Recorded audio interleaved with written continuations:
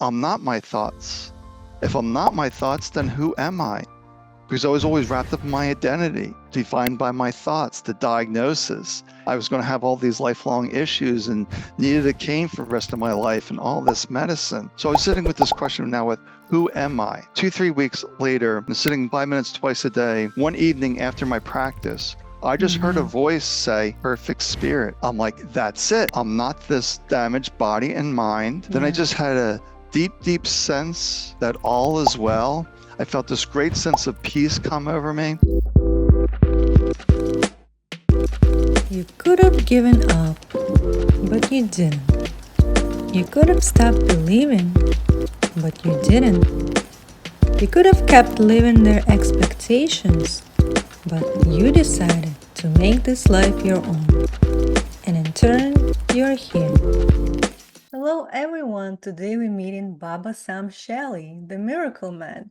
He is the founder of the Inner Healer School, the Beyond Head Trash, and Vibral Soul Society. Hello, Baba Sam, thank you for joining us today. It's a real pleasure to be with you, Anna. I'm looking forward to the conversation. Thank you. So let's start a conversation by diving into your personal journey of becoming the one you are today. I know you went through a series of difficult conditions that you dealt with. If you can share with our audience what you've been diagnosed with in the past and what helped you to overcome that.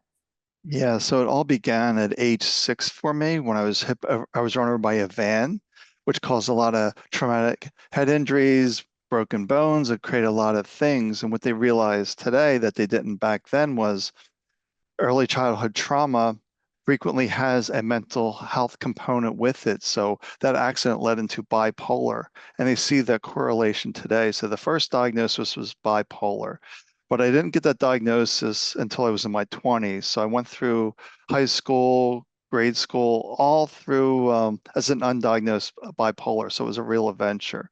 So when I was suicidal in my 20s, I got the diagnosis of bipolar. But at this time, I was very stressed, overwhelmed with life. So I had chronic migraines. I had psoriasis. Psoriasis gets into the joints, there's psoriatic arthritis. I had all these health conditions. Then in my 30s, I lost the ability to walk from multiple sclerosis. Mm. So, so by the time I was 40, I had 6, 7 diagnoses. I was using a cane. I was taking 13 daily medications. All I knew was diagnosis, doctors, medicine. This is my reality for 38 years. That's all I lived in was in this sick world of being sick and disabled for 38 years. And Mhm. that was my reality. And I had no concept that I could heal myself. So what happened in your journey to really have that dramatic shift happening within your subconscious mind? Yeah, so it's really wild how this began because I never had any concept that I could heal myself. I had all these diagnoses. You can read thousands upon thousands of articles how MS is incurable, how bipolar is incurable, how migraines are incurable, that these are lifelong Right. conditions. So I was reading all that stuff, and then so it was no concept of healing myself, but so I was really locked into that medicine model of doctors, medicine, diagnosis. That was my reality. But I needed to be shifted out of that. So if we fast forward to my MS days, which deals with a lot of chronic fatigue. So I'd be a Mhm. couch potato. I used to watch a lot of TV. So I used to watch ghost hunting shows. But I didn't Mhm. know if it was real or fake. It was TV. Yeah. But then I saw a tweet from a ghost hunter. I was like, oh, I can go to this and see if it's real or fake. So I went Mhm. on this ghost hunt of all things. I went on a ghost hunt and I can't explain it. So I'm sitting at the ghost hunt. It was pretty boring, but then I felt somebody sitting next to me that wasn't there. Somebody sat down next to me that Oh, was not wow. there. You Then when felt you felt the presence? yeah, like you're sitting on a bench and you know when somebody's sitting next to you. Yes. You have that sensation. So I had that sensation. So I sat down next to me, but there's no one there. But then Mm. once that, then I felt this overwhelming sense of dread come over me as well. I was sitting Oh. there because where I was sitting was Fort Mifflin in Philadelphia, which is the casemates where they housed the prisoners from the Civil War. So okay, I was like, well, that's interesting. So there is something to these ghosts, the spirit world. So what did I experience here? What was Mhm. this? So to me, it wasn't just entertainment. For most people, would just sit there, oh, that was fun. But I was like, oh, something is here. So who speaks to dead people? Oh, mediums. Let me go read a Yeah. book from a medium and see what they Mm-hmm. talk about. But this time, my eyesight was very poor. I could only read for about 5, 10 minutes at a time before it would trigger a migraine. So it was a very slow read. Mm-hmm. But eventually, they talked about meditation and how they use meditation to get into their space to communicate with the spirits. But they described in there the benefits of meditation. I don't remember what all the benefits was, but the one thing Mm-hmm. that really jumped at me was inner peace. I'm like, Yeah. I need inner peace. I was Right. completely stressed out and overwhelmed with life. And thankfully, there's a page and a half on meditation. That was it. They just talked about creating this soothing environment and just relaxing. Because if you told my bipolar OCD brain the rules to meditation, I'd be Mm-hmm. so focused on, am I doing this right? Am I sitting Mm. properly? Are my hands properly? Am I breathing properly? So this would have kept me trapped in my mind if I followed those steps, because my bipolar OCD brain would have locked onto that. Like, there's steps Yeah. to this, there's instructions, so we got to do this precisely. So it just basically said relax. But I was under the impression that meditation means you stop thinking. Mm. So I'm just sitting there. I had a practice of 5 minutes a day. That was my practice, 5 minutes of just sitting there relaxing. So I Yeah. was sitting there relaxed, and the mind starts thinking. And I'm like, I would say to myself, well, stop thinking. Mind thinking, stop thinking. Mind thinking, stop thinking. So this went on for about 4 days. Mm. Then after the fourth day, it's like, wait a second. If I'm aware of my thoughts, I'm not my thoughts.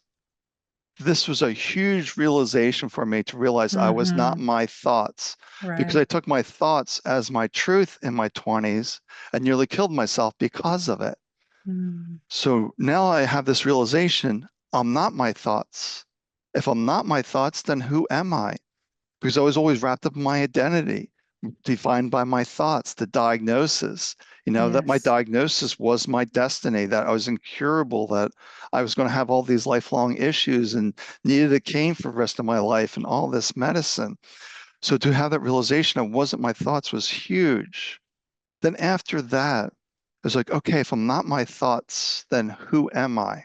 So I was sitting with this question now with who am I?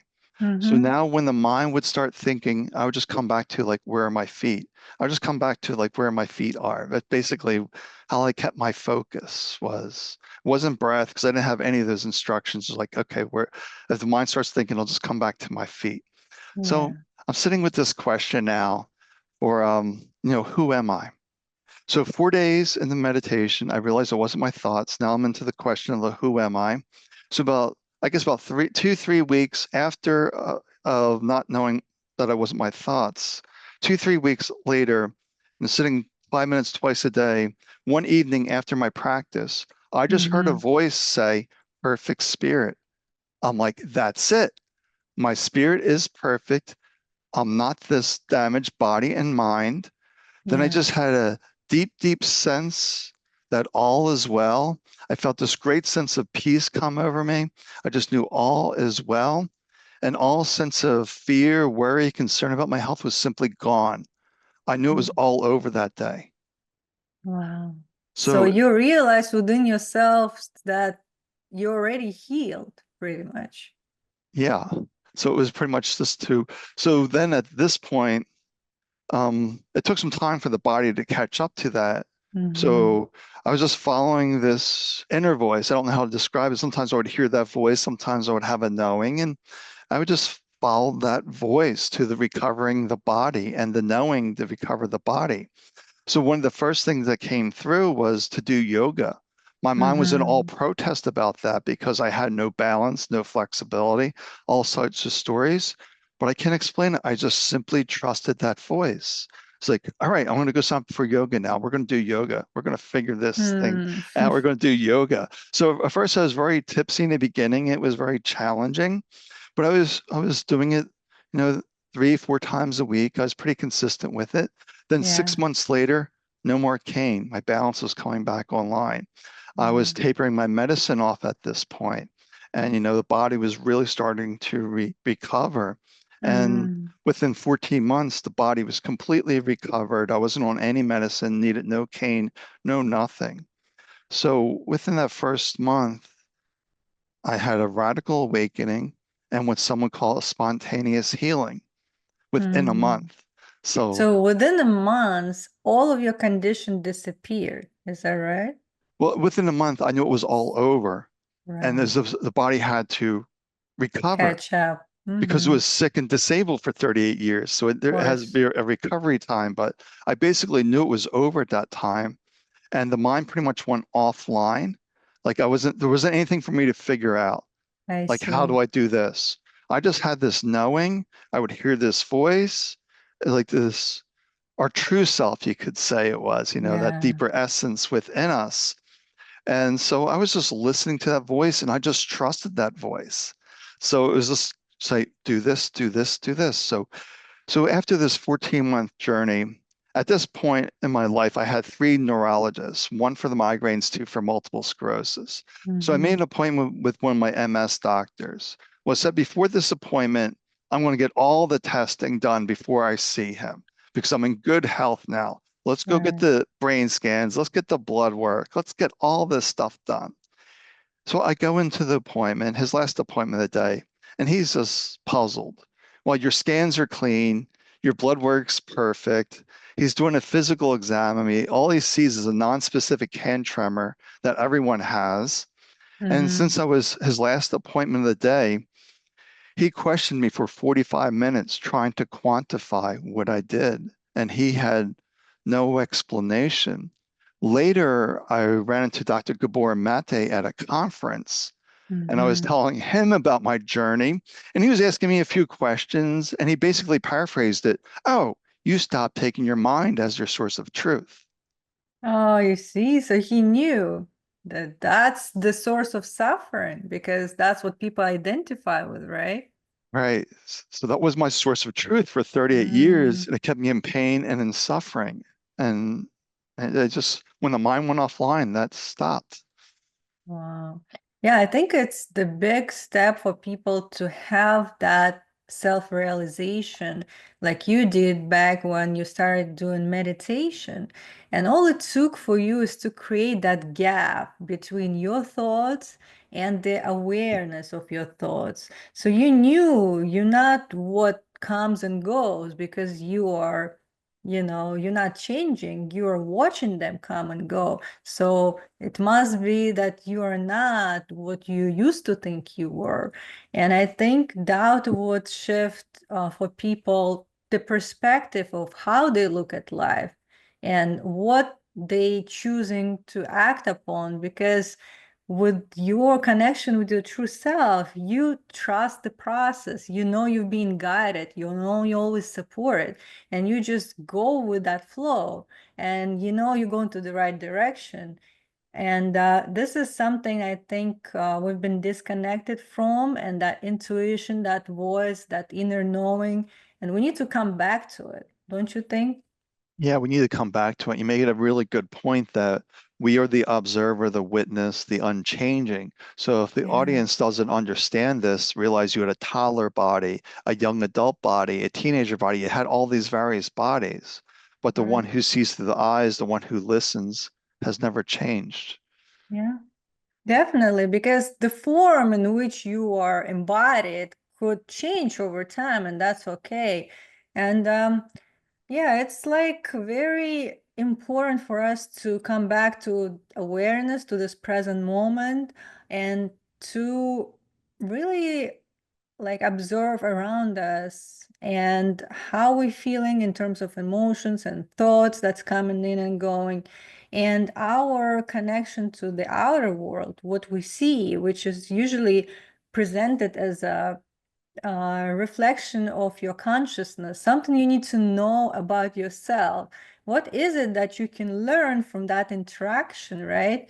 What it shows you about your connection with yourself, with the certain aspects of who you are.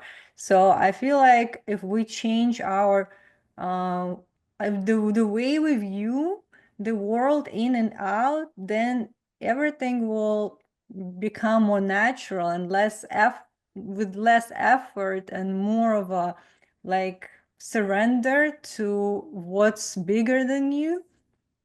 Yeah, it's really about the place of surrender. And that's really the hardest thing for a lot of people to do is to let go, to be attached to those stories. You Yeah. know, having the MS diagnosis was very beneficial in a way because you're supposed to be tired, not reliable. People will open doors for you because you have the Right. cane. So there's some really benefits to the diagnosis as well. We can really lean into that and it can Mm. become a crutch. So we can get really addicted to our diagnosis and how we're supposed to be, as opposed to Yeah. saying the diagnosis is simply information. It doesn't have to define your life. Yeah, and I like how you're saying that it's just information, not the destiny, right? So a lot of people are crushed by the news that they hear, and now that they think this is who they are, and they don't see any future really, and the quality of their life diminishes because of that news that they took in as something that they have to carry for the rest of their lives. But what if we just look at it as information and then know that we have the power within ourselves to self-correct, let's say, but more on an energetic level, spiritual level, if we decide to connect with that part of us. So that would be a different way to live. Right. And unfortunately, people take that diagnosis. Like for me, for many years, my diagnosis was my destiny. It did determine my future. It completely controlled my life, taking all these medicines. And I would wake up each morning like, what's going to go wrong today? Right. And you know Yeah. what that kind of reality creates. If you're always thinking what's going to go wrong, life goes wrong. Life follows the mind. So if the mind's constantly wondering what's going to go wrong, well, life is going to be very difficult and lots of suffering. So, and unfortunately, a lot of people are just suffering because they believe all this information that's out there that MS is incurable, that bipolar is incurable, that psoriatic arthritis is incurable, all these stories that we have. I even was talking to someone with a stage 4 Parkinson's, very advanced, and I was getting him into this meditative state, and I said, did your spirit ever tell you that you were incurable? Mm. And he said, no, because it comes from the outside world, and we take that as our truth. And maybe the body can't fully recover, but you can still find ways to enjoy life, to appreciate this moment, and not be defined by these stories. Because we really don't know if it's can be treated or cured or not. But we have to start relying and leaning in to ourself and say, how do I navigate through this world? For me, it was always like my doctors knew it was best for me. I'm going to follow what they say. And that just kept me sick. And actually, my health was in decline. Regardless of 7 doctors, my MS was turning to a secondary progressive, which means before Mm. from relapsing remitting means you have good periods and bad periods. It's sort of like an up and down. But relapsing remitting, you're constantly getting worse. So that's where I was Mm. going with the MS, and my health was in decline. So I heard that voice at the right time. If I heard it earlier in my life, I've been running off to this psychiatrist. Hey, I'm hearing voices now. Ah, yeah, I think everything has like a divine timing to it, and all of the experiences that we go through, every one of us on our own journeys, we kind of like have to go through that experience to become stronger, to learn something, and now with that new information, we can apply towards building a better future for ourselves. And again, everything has like a timing to it. So perhaps that would be the best of benefit to the person that going through it. And again, we're not understanding when we're in that moment, but looking back, like we know that was perfect. Everything unfolded as it should have been.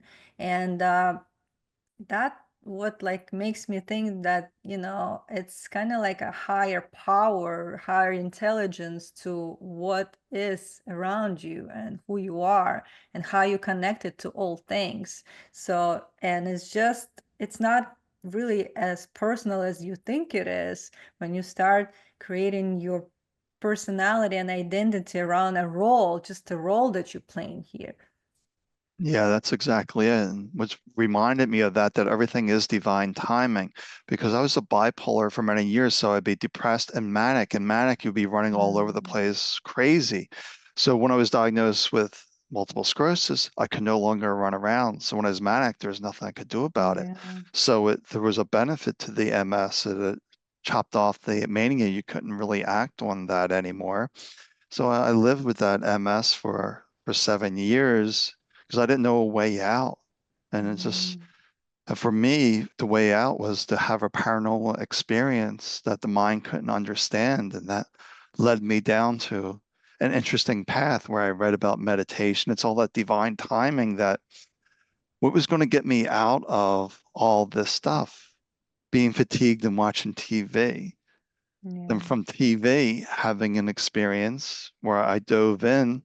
And I think it's one of the big aspects was that I was always curious. I was always reading, looking at things. But most of the things I was doing was reading about my diagnosis or my medicines that were keeping me trapped. So when I shifted that ability into the mediumship and meditation, it was like, oh, because I had that natural curiosity. I was just too focused on what was going on with the body as opposed to who am I Right. really? Most of us don't really know who we are. Mm, You ask them who they are, and they'll tell you their story. I have bipolar, I have MS, I have this, I have that. mhm. They don't know that greater essence, that spirit, that soul, that consciousness within them. It's just a matter of just slowing down and building that awareness. And I never had a spiritual teacher. It was just a matter of like, my spirit was my guide. Yeah. Yeah, I think we put some, I would say, people that we feel like an authority to us to the pedestal and we'll listen to them, the teachers, but we don't know the power within ourselves that knows the best that we need really in our lives. And if we could just connect with that, we don't need any outside authority to tell us, to give us permission of what to do. We would already know. It would be just that inner knowing. And you can't deny that, and it's specific for you. It's so uniquely designed. So you can, with your mind, really create better scenario than it's like unfolded for you naturally. So I always like fascinated how you meet certain people or certain events happen that you cannot even predict with your own mind, and it just is like it's Mhm. real, right? You start paying attention, the more you like slow down, the more you're in the moment, the more you allow yourself to be present, you see that. And it's just fascinating. Yeah, I loved how you use that word permission. Give Mm, herself permission to go explore, to give herself permission to look a different way. That's such an important word is permission. And that's where I'm really trying to teach people is I don't want them to follow me around. I don't want them to put me on a pedestal. It's really the inner healer's school. I really want you to tap into your own power and then say goodbye. I want you to really stand in your power, your strength of learning how to control the mind, learning how to be here in this moment, learning how to trust yourself, how to discern what is the mind, what's coming from spirit, and take those subtle differences and really just tap into our own natural healing abilities that the first thing that we're informed, this is my reality. I'm sick. I'm going to the doctors right away. Now, if something happens, I go within.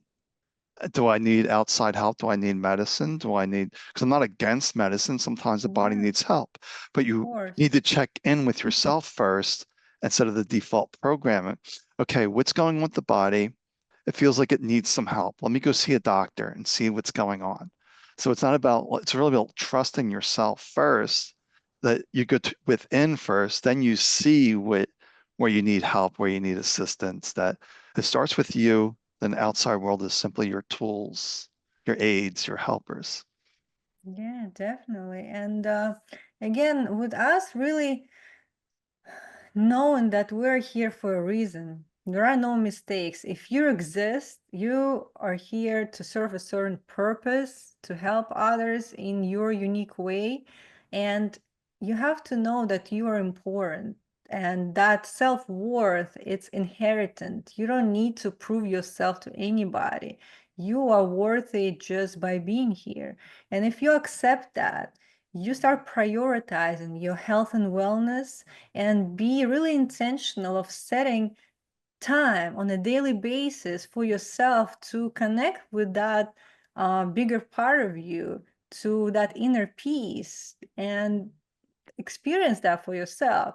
But for that, you really need to be persistent and consistent with what you're doing, and knowing that eventually you'll start feeling differently. But give it time and be intentional.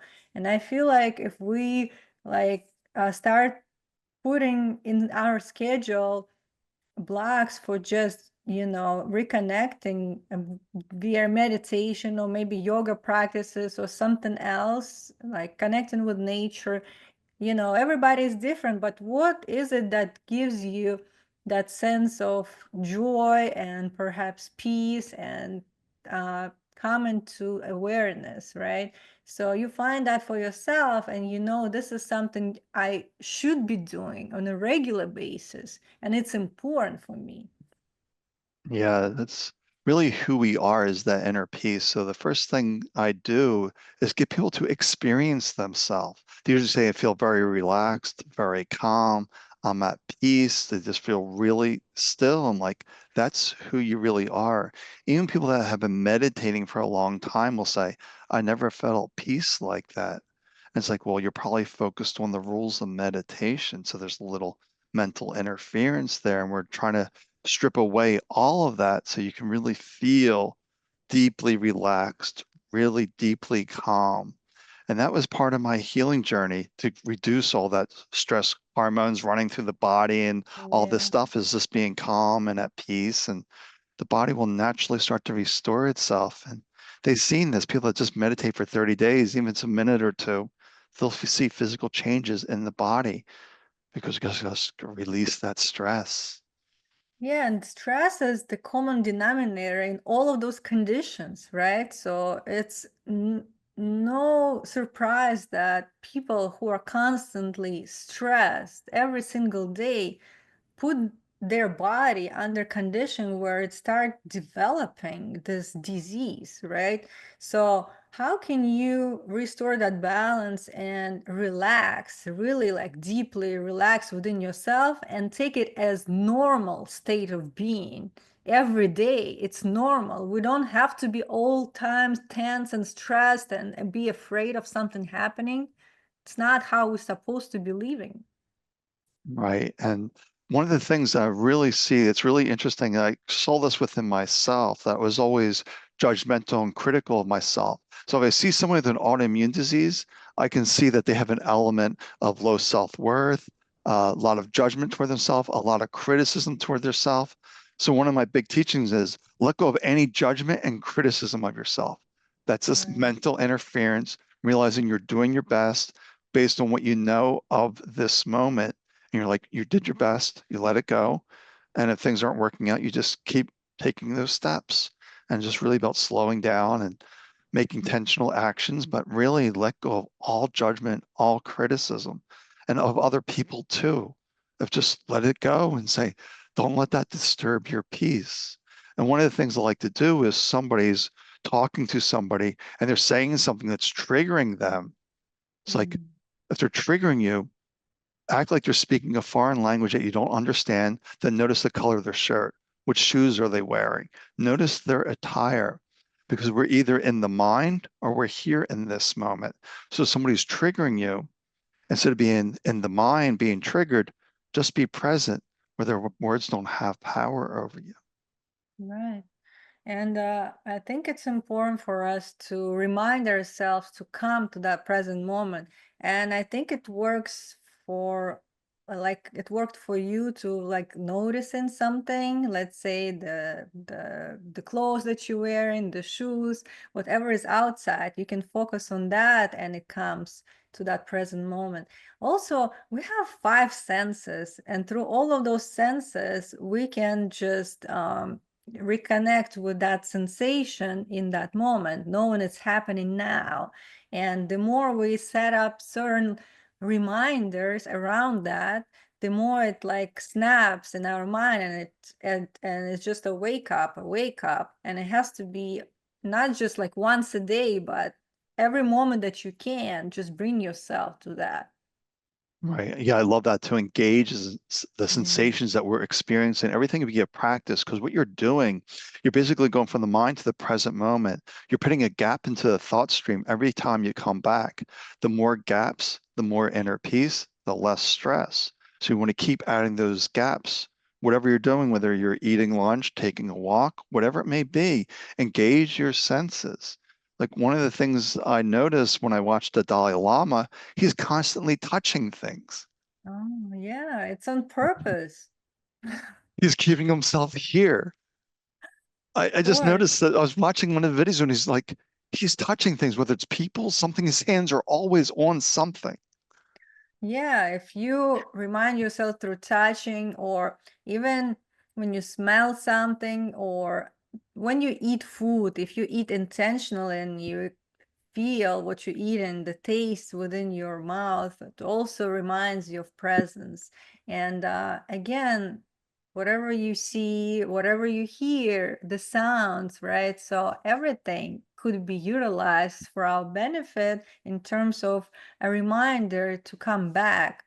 And I think we should really pay attention the way we feel within our body, and not ignoring that signal Hmm. or that information, but do something about it the sooner rather than later, because it starts with whisper, then it screams, and then it's like no other choice. But you have to be aware that if something not feeling right and some kind of pain or tension is developing in one part of your body, you have to address that.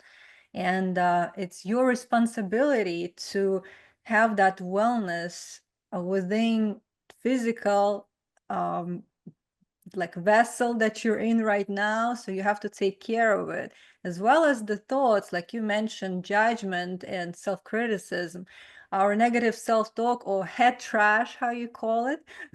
Yeah. This is what we should really clean up.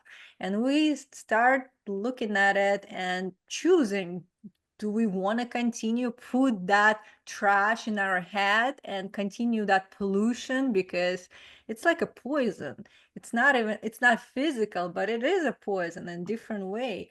So we, knowing that, have to be again intentional of what we want to put in our body and our mind, and be selective and filter what's no longer serving us. Right. And it's really important not to ignore the body. If you have pain, discomfort, there's a sign that help is needed. But I always suggest going within. And when I heard, concepts like monkey mind and things like that, it didn't make sense to me. It's like it's garbage, it's head trash or head rubbish, and we just need to just throw that out. It's not serving us. And Eckhart Tolle calls it the pain body. Mm. It's all this negativity is the pain body. So what we're really trying to do is dissolve the pain body and really step into our own light. I think as this pain body is this heavy, this darkness, and we want to bring it Mm. into our own light to dissolve that pain body, to transmute that pain body, that darkness into the light of who we really are. And if that makes no sense to you, that's fine. It's all about that's who you are in this moment, is just to but it's so important not to ignore the body, that I'm not against doctors, I'm not against medicine. Yeah.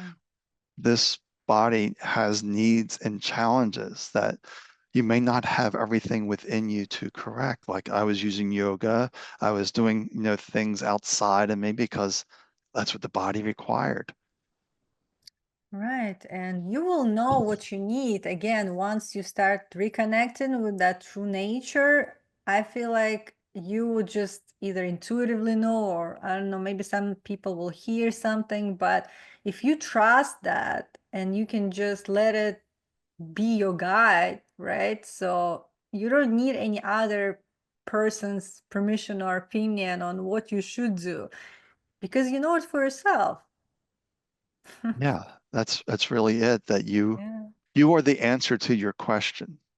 Right, definitely. And I really want us to start treating ourselves more compassionately and lovingly, because in those times when we go on, especially through any diagnosis, right, apart from regular stress from life, we experience additional pressure. And now, in order for us to heal, we need to give ourselves space, that safe space to heal, right? If we keep putting ourselves down and saying that we're not up to speed, or we're not perfect, or we didn't do something the way it should have been done, the more we create that tension and pressure and we add more to what's already there.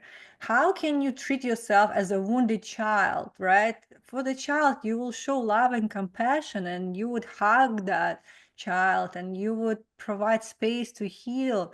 So that's what you need to do with yourself as your inner child. Perhaps it's wounded, and that's you here, your parent, and that's your responsibility. Right. And that's a really important concept here, is that you don't want to obsess about healing, because I was never focused on healing myself. Because if you're really focused on healing, like trying to figure it out, it becomes a mental interference. Because there's no way my mind knew how to heal 38 years of disease and disability. It was way big, too big of a leap for my mind to figure out. And that's why I see people on this healing journey. I'm like, yes, the body needs attention, but you need to stop obsessing about healing, because it's creating mental interference. You really need to come into inner peace and being relaxed and calm and see what arises for you. As Eckhart Tolle would say, stillness speaks. Right. Wisdom arises when you're Yeah. calm, you're relaxed, because people that are trying to heal themselves, getting their own way.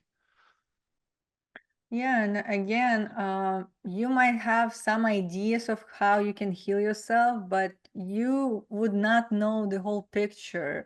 You would not know all the nuances and what you really need, what is for yourself.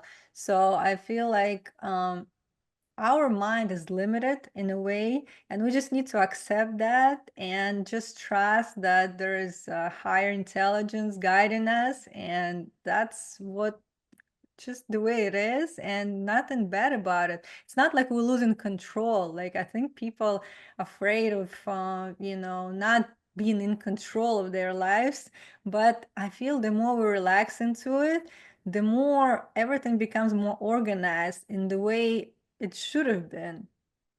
Yeah, I love that, organized in the way it should have been, because actually, if you're relaxed and calm, you'll actually accomplish more, because Yeah. mind's distracting you with things that aren't important. But you know within you, I need to get this done, I need to get this done. So be more focused. So it's really important to, if you're really highly organized, you might be getting in your own way. There's an organization within you saying, just relax. We're going to take care of this first. We'll take care of this first, and you will accomplish more. But we're so distracted with phones, TV, all this stuff Mm. outside of ourselves. I just had a simple 5 minute practice. Even today, I only sit for 10 minutes a day. It's not a very long practice, because I'm here for the human experience.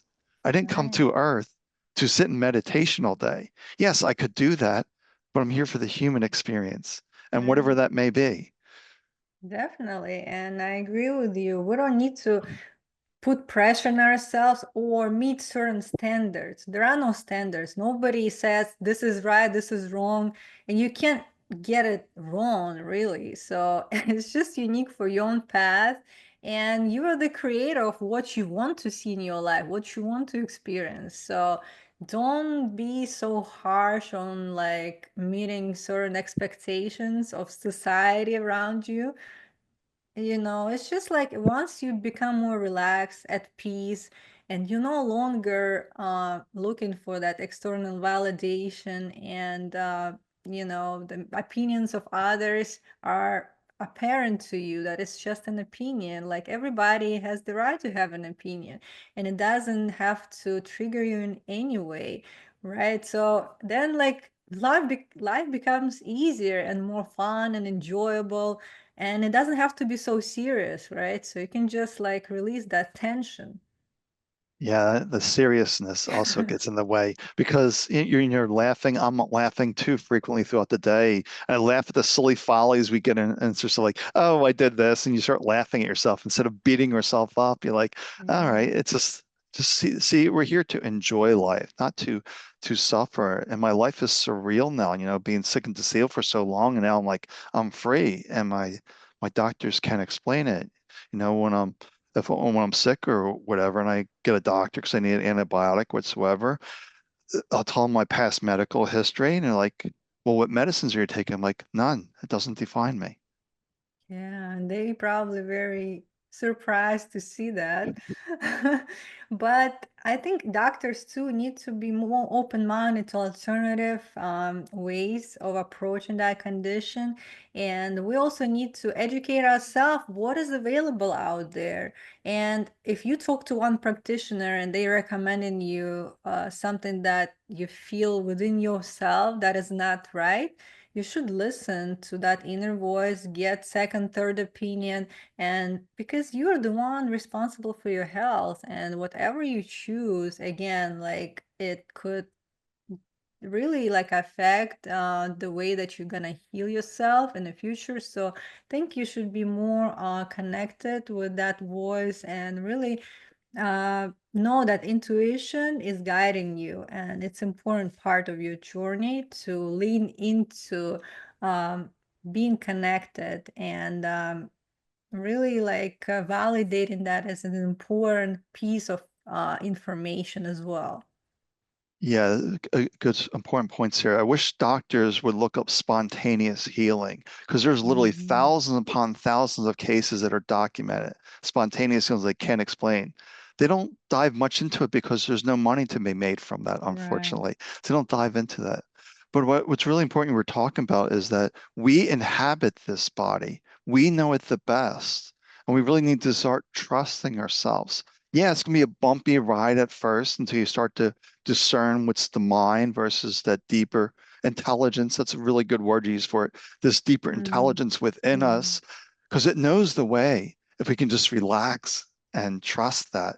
But it's a process of learning and just be okay. It's going to be a little bumpy at first, but you'll get it. You'll understand how the spirit speaks to you. And the one clue that you can get from spirit is it'll tell you to do something or knowing with no justification. Like it gave me the voice Yeah. to do yoga. It didn't do anything else. Just do yoga. No justification. Where the mind said, well, you have to do yoga and list out all the benefits. Spirit is very succinct. Mm. Just do this, no justification. Yeah, and like you said, you knew that it would be good for you. You didn't even need anything to be explained, and you just followed. Right. You just have to follow along. But initially, it is bumpy because the mind Yeah. gets a little trickster. It doesn't want to give up control.